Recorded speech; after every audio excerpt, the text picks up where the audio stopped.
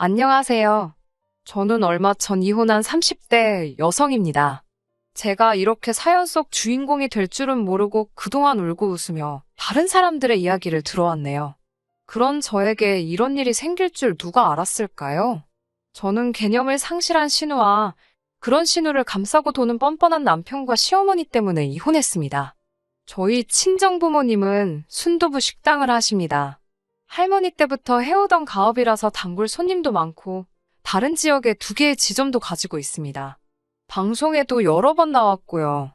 덕분에 크게 부자는 아니어도 경제적으로 어려움 없는 환경에서 자랐습니다.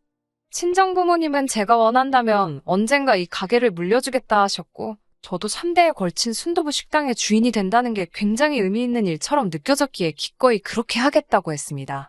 가게를 좀 더 체계적으로 운영하고 싶었던 저는 고등학교 졸업 후 대학교에 진학하여 경영학을 전공하게 되었어요.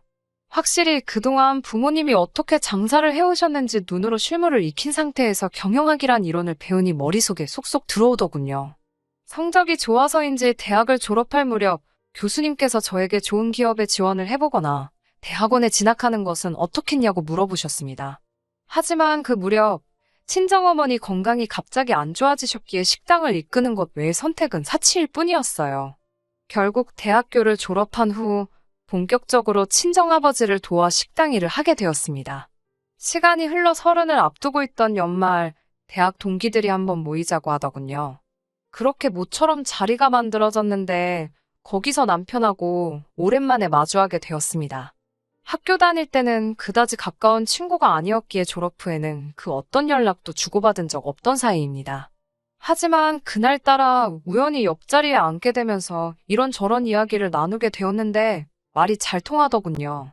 대부분의 동기들이 이 차를 간 대신 저와 남편은 인근 카페에 가서 음료를 마시며 계속 대화를 이어가게 되었네요. 그 이후로 저희는 2주 가까운 시간 동안 거의 매일같이 연락하며 지냈습니다. 그리고 얼마 지나지 않아 남편이 저에게 여자친구가 되어달라고 하더라고요. 남편은 많이 긴장을 했는지 꽃다발을 든 두 손을 덜덜 떨고 있었는데 그 모습이 진실되게 느껴져 고백을 받아주게 되었습니다. 당시 남편은 저희 순두부 가게에서 멀지 않은 곳에 위치한 중소기업을 다니고 있었어요. 월급이 많지는 않았지만 복지도 좋고 일도 너무 힘들지 않아서 좋다고 하더라고요. 사실 연애를 시작했을 때만 해도 결혼까지 생각한 사이는 아니었기 때문에 남편의 벌이나 씀씀이에 대해선 크게 생각해보지 않았습니다. 그러다 사귄 지 1년쯤 되었을 무렵 남편이 저에게 청혼을 해왔어요. 그렇게 본격적으로 결혼 이야기가 오가게 되었네요. 결혼을 준비하면서 비로소 남편의 재정 상태에 대해서 알 수 있었습니다. 대학교를 졸업한 뒤 바로 직장 생활을 시작한 남편이었기 때문에 솔직히 제 나름대로 어느 정도 모아둔 돈이 있을 거라고 생각했습니다. 당시 저도 대략 5천만 원 정도의 적금이 있었고요. 이 적금은 제가 부모님 식당에서 일을 배우며 받은 월급을 모은 돈이었어요. 부모님과 함께 살면서 부모님 가게에서 일을 배우다 보니 크게 돈 나갈 일이 없기도 했고요. 여러모로 친정 덕을 본 셈이네요. 반면에 남자친구는 고작 2천만 원을 모아뒀더라고요. 솔직히 처음에 그 이야기를 듣고는 마음이 복잡하더라고요. 돈의 액수를 떠나 돈에 대한 남편의 경제관념이 염려스러웠기 때문이에요. 남편은 마치 제 머릿속을 읽기라도 한 듯이 그 이유를 설명하더라고요. 남편에게는 몇 년 전 혼자 되신 어머니와 정신적으로 정말 산만하기 짝이 없는 6살 어린 신우가 있었습니다. 시아버지는 공사장에서 임무로 일하시다 불의의 사고로 돌아가셨는데 그때 나온 보험금과 합의금 등으로 시어머니와 신우가 살아가고 있다고 했습니다. 당시 신우는 고등학교를 졸업한 후 대학 진학 대신 취업을 선택했다고 해요. 하지만 어찌된 일인지 한 직장에 반년 이상 진득하니 붙어있지 못했고 그 이후로는 눈에 띄게 무기력해졌다고 해요.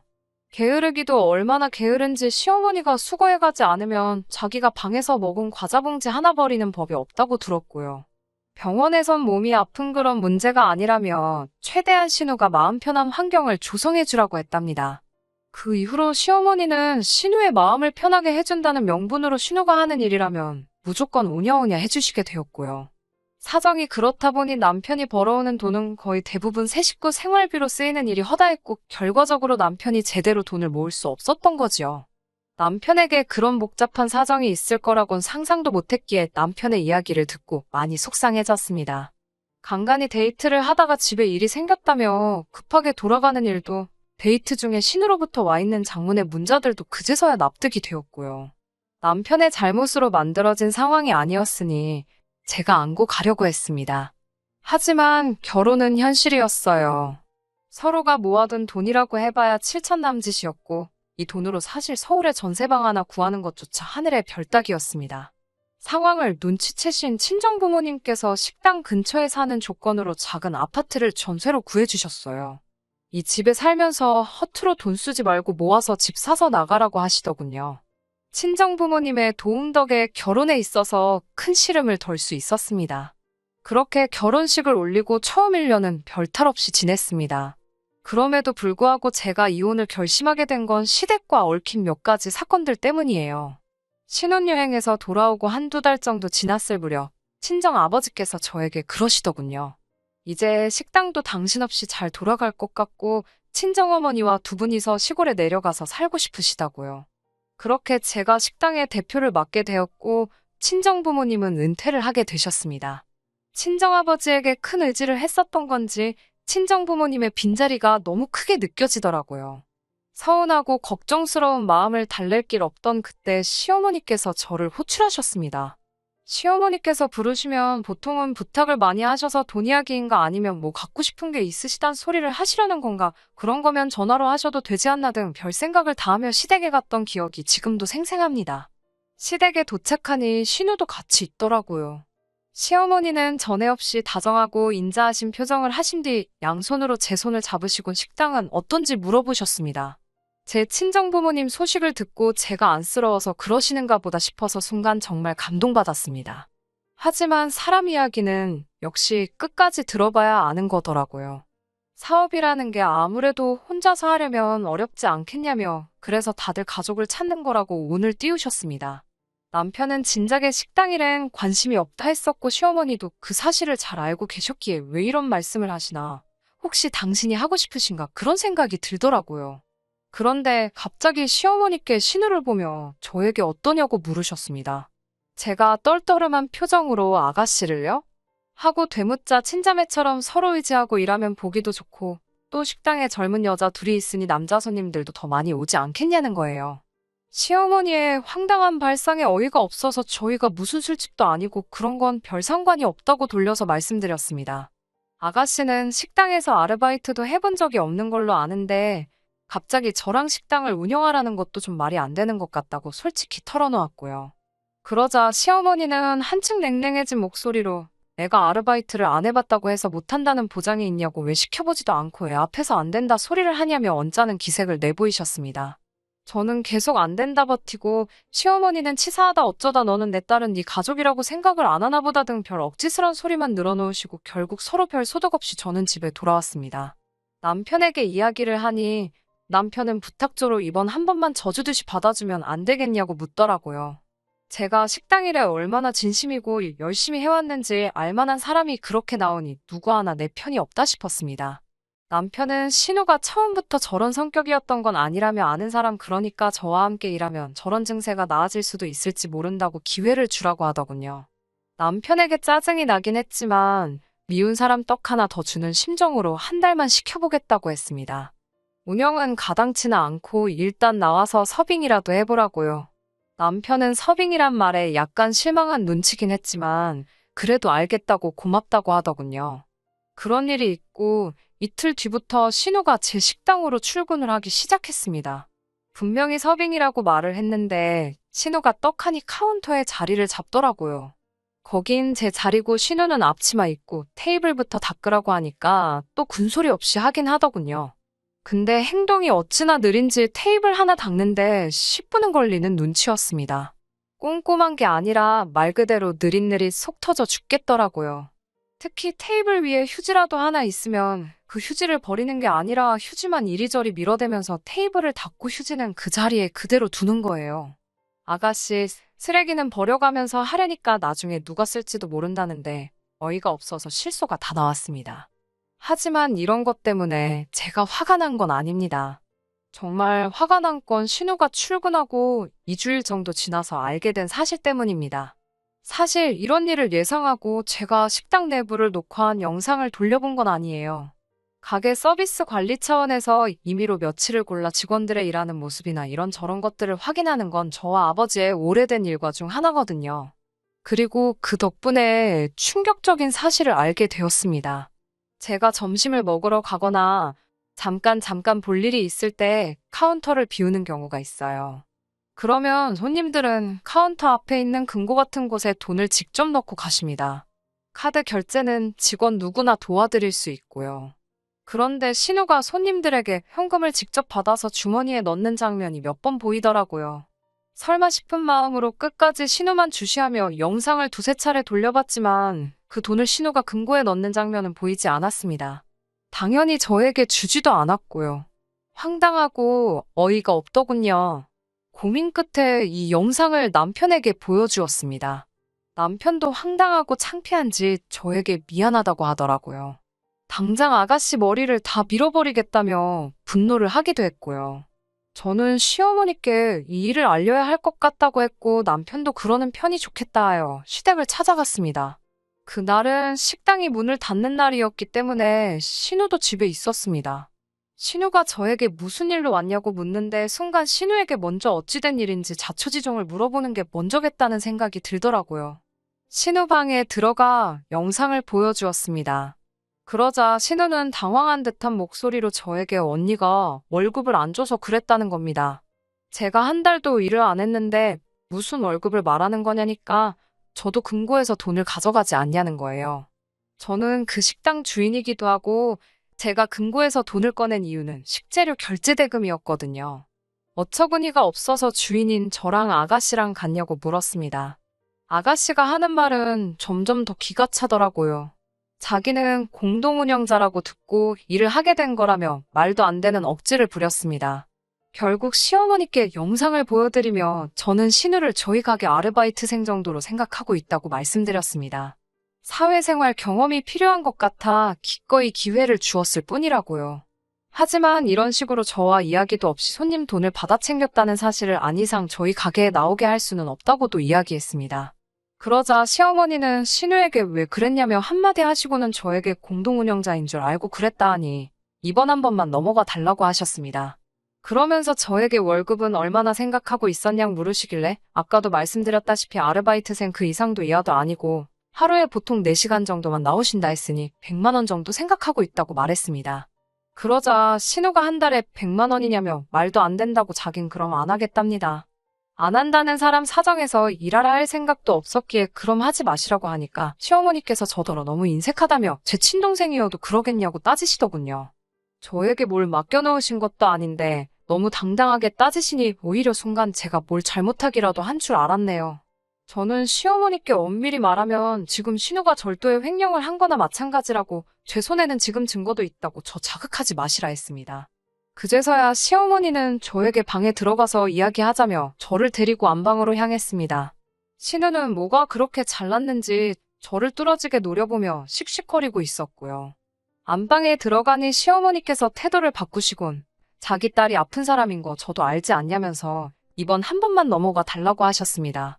가뜩이나 아픈 애 기죽여서 뭐하냐며 더 이상 신우한테 뭐라고 하지도 말라고 하셨어요. 아르바이트생이라고 생각해도 좋고 100만 원만 줘도 좋은데 신우한테 직접 티는 내지 말랍니다. 제 속으로만 그렇게 생각하고 겉으로는 공동운영자 대우를 해주면 안 되겠냐고요. 모처럼 신우가 식당 나가는데 분소리 안 내고 다니고 있었는데 다시 안 나간다고 하면 시어머니도 다시 예전처럼 하루 종일 신우랑 붙어 있어야 된다며 한 번만 이해해달라고 통사정을 하셨습니다. 시어머니가 한껏 자세를 낮추고 저에게 부탁을 해오시니 제 마음도 흔들리더군요. 차라리 소리치고 화를 내고 저를 꺼그려 두셨으면 저도 인정사정 봐주지 않았을 텐데 말이에요. 그렇게 결국 알겠다고 이번 일은 그냥 넘어가겠다고 대신 절대로 제 눈을 속일 생각하지 말라고 신우에게 단단히 일러달라 부탁드렸습니다. 하지만 신우는 제가 생각했던 것보다 훨씬 지나친 정신이 상자였습니다. 지금도 생각하면 소름이 끼치는데요. 이튿날 출근한 신우는 콧노래를 부르며 가게 안을 활개를 치고 돌아다녔습니다. 그런 신우를 보면서 정말 이상하다 싶었고 오늘 무슨 사고라도 칠 것만 같은 기분 나쁜 예감까지 들었습니다. 하지만 예상과는 달리 별일은 없었어요. 그런데 저녁 장사가 끝나갈 무렵 배달 갔던 몇몇 손님들에게 전화가 걸려왔습니다. 순두부찌개에서 은색 철수세미 같은 게 나왔다는 거예요. 전화뿐만 아니라 인터넷 배달 주문 후기에도 이물질이 나왔다는 글이 올라왔습니다. 도무지 납득이 되지 않았어요. 100번 양보해서 한두 손님이 그런 불편한 경험을 하실 수 있다고 해도 어떻게 그날 배달 나간 모든 손님들 음식에서 동일한 이물질이 나올 수 있겠어요. 8 손님 중 5분에게 그런 컴플레인을 받고 설마 싶은 마음에 다른 3분께도 직접 전화를 걸었습니다. 식당 주인 입장에선 손님에게 먼저 저희 음식에서 뭐 이물질이 나왔냐고 묻는 것 자체가 저희는 음식을 제대로 관리하지 못합니다라는 고백이나 진배였기 때문에 속상한 마음을 감출 수가 없었어요. 하지만 대충 넘어갈 문제가 아니다 싶어서 제 딴에도 큰 용기를 낸 거였습니다. 그러자 3 손님 모두 맞다고 이물질이 있었다고 이야기해 주시더군요. 얼마 전까지 주방에서 실제로 철수세미를 썼었기에 얼마 전이었다면 정말 저희 실수였을 수도 있습니다. 하지만 철수세미는 그때 이후로 더는 사용하지 않고 있었기 때문에 더욱더 오늘의 사건을 이해할 수가 없었지요. 저는 주방 이모에게 혹시 오늘 주방에 이모님 말고 누가 들어온 적이 있었냐고 물었습니다. 주방 이모는 저희 가게에서 10년도 넘게 계셨던 분입니다. 주방 이모는 그렇지 않아도 이 이야기를 해야 하나 말아야 하나 싶었는데 잘 됐다며 제 신호가 몇 번이고 들럭거렸답니다. 특히 포장이 들어올 때마다 도와준다며 어찌나 걸치적거리게 굴었는지 성가셔 혼났다고요. 유난히 손님도 많고 바빠서 제가 호래신경을 많이 쓰기도 했었고 제가 거래처랑 통화하는 일로 몇 번 자리를 비운 사이에 있었던 일이더라고요. 결국 어쩔 수 없이 주방이 녹화된 영상을 돌려보게 되었습니다. 지난해부터 배달 주문을 시작했는데 주변 가게 사장님들이 혹시 모르니 만일의 경우를 위해 설치하라고 해서 해둔 거였습니다. 영상을 확인하곤 경악을 금치 못했습니다. 찌개류를 포장할 때 압축 비닐을 씌우는 기계가 있거든요. 그 기계에 음식이 담긴 그릇을 놓으면서 순간 주머니에 있는 무언가를 꺼내서 휘리릭 섞고 있었습니다. 그날 들어온 모든 주문 음식에 전부 다 같은 짓을 했어요. 더는 참을 수가 없어서 남편에게 전화를 걸려다가 그래도 자기 동생인데 또 감사가 돌까 싶어서 그 길로 그냥 시댁으로 쫓아갔습니다. 시댁에 도착하니 시어머니가 무슨 일이냐며 현관을 열어주셨어요. 저는 너무 화가 났던 탓에 인사도 제대로 하지 않고 신우방으로 뛰어들어가다시피 했습니다. 제가 방문을 열자 신우가 깜짝 놀라더군요. 순간 제 눈에 신우가 오늘 입었던 가디건이 보였습니다. 옷을 확 낚아채니 신우가 뭐하는 짓이냐며 달라들었고 순간 주머니에서 철수세미가 떨어지더군요. 저는 냉큼 사진을 찍었습니다. 뒤늦게 따라 들어온 시어머니가 지금 이게 뭐하는 거냐며 호통을 치셨기에 제가 오늘 있었던 일을 하나도 빠짐없이 들려드렸습니다. 시어머니는 말도 안 된다면서 저더러 엄한 애를 잡을 게 아니고 가서 가게 관리나 똑바로 하라며 악을 쓰시더군요. 제가 또 다시 영상을 들이미니 신우가 깜짝 놀라더군요. 사실 주방을 찍는 건 아무도 몰랐을 거예요. 주방 이모님과 저만 아는 비밀이었거든요. 신우가 이렇게 동의 없이 다른 사람 영상을 찍으면 안 되는 거 모르냐고 초상권 침해라는 말도 안 되는 소리를 짓거려댔습니다. 아가씨는 일전에는 절도에 횡령까지 하더니 이제는 영업방해에 사기까지 한 거나 마찬가지라고 맞받아쳤어요. 법적인 지식은 둘 다 없었으니 일단 아는 건 다 던졌습니다. 그러자 신우가 또 겁을 먹었는지 눈물을 뚝뚝 흘리면서 제가 자기를 무시하고 망신을 줘서 그랬다며 이건 다 제 탓이라네요. 뻔뻔한 신우의 태도에 경악을 금치 못하던 그때 남편이 시어머니의 호출을 받은 건지 시댁에 왔습니다. 남편은 저에게 일단 그 영상은 다 지우고 이야기하자길래 제가 미친 거 아니냐고 이게 다 증거인데 지우긴 뭘 지우냐고 화를 냈습니다. 그러자 남편은 저에게 진작부터 네가 우리 가족 무시하는 건 알고 있었다며 그래도 그렇지 나이 어린 신우를 이렇게 몰아붙이면 되는 거냐고 저더러 너무하다더군요. 그제서야 이 인간도 내 편이 아니구나. 남편이 남의 편이라더니 그 말이 진짜라는 걸 알겠더군요. 결국 저는 이틀 뒤 변호사를 찾아 신우를 고소했습니다. 시어머니와 남편에게도 신우를 고소했다 이야기했고 남편에게는 곧 이혼 소송을 시작할 거니 소송하기 싫으면 적당히 합의하고 끝내자고 했습니다. 남편은 처음에는 소송할 테면 하라고 그럼 네 재산반은 자기 거라는 말도 안 되는 소리를 하더라고요. 그래서 자기가 기여한 거 하나도 없고 다 친정부모님이 나한테 주신 거니 개꿈 깨라고 했습니다. 며칠 뒤 남편도 어디 가서 알아볼 만큼 알아봤나 봅니다. 자기가 잘못했다며 신우정신머리도 따끔하게 고쳐놓을 테니 적당히 하고 그만하라더군요. 하지만 그 며칠 동안 제 마음은 차게 식은 상태였고 머리는 더 냉정해진 상황이었어요. 그리고 얼마 지나지 않아 신우가 식당에 찾아와 죄송하다고 사과를 하더군요. 자기가 내켜서 하는 건지 시켜서 온 건지 알 길은 없었지만요. 저는 그렇게 미안하면 신우가 쓰는 소셜미디어에 반성문을 써서 올리라고 했습니다. 그 정도 배짱도 없이 그런 짓을 한 거는 아니겠죠라고 물으니 입술을 꽉 깨물고는 저를 또 쳐다보더군요. 정신 못 차렸네 싶었지만 저도 사실가게 일 때문에 바쁘고 더 이상 끝나버린 이 집안 식구들이랑 시간 낭비는 하기 싫었습니다. 결국 남편은 이혼 서류에 사인하고 빈몸으로 나가는데 동의했습니다. 동생 간수나 잘하고 살라고 덕담도 한마디 해줬네요. 시어머니 말씀대로 믿을 만한 가족과 같이 제 식당을 운영해 나갈 수 있었다면 얼마나 좋았을까요? 그나마 다행인 건 신우가 약속대로 반성문을 올렸고 그날 배달을 시켰던 손님들도 다시 재주문을 해주셨다는 거예요. 저도 지금은 혼자 된 현재를 어느 정도 즐길 수 있게 되었고요. 전 남편 소식은 솔직히 잘 모르겠습니다. 저랑 이혼하면서 동기들하고도 연락을 끊고 잠수를 탄 것 같더라고요. 동기들은 제가 왜 이혼했는지 다 알고 있고, 그래서 전 남편이 돌아올 자리는 더욱 없을 것 같긴 하네요. 끝까지 들어주셔서 감사합니다. 오늘의 사연은 여기까지입니다. 구독과 좋아요, 알람 설정 부탁드리고 더 좋은 사연으로 다시 찾아뵙겠습니다. 감사합니다.